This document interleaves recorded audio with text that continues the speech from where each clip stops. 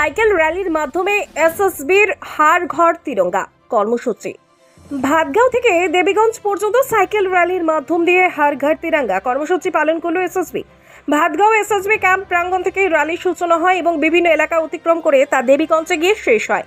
দেশের স্বাধীনতার ৭৯তম বর্ষ উদযাপন উপলক্ষে সীমান্তরক্ষী বাহিনীর এই বিশেষ উদ্যোগে জওয়ান ও বিদ্যালয়ের শিক্ষার্থীরা তিরঙ্গা হাতে দেশপ্রেমের বার্তা ছড়িয়ে দেন, পাশাপাশি স্থানীয় বাসিন্দাদের জাতীয় পতাকা উত্তোলনে উৎসাহিতও করেন। অনুষ্ঠানে উপস্থিত ছিলেন commandant officer Yogesh Singh, assistant commandant Kunal Pradhan সহ অন্যান্য আধিকারিকেরা।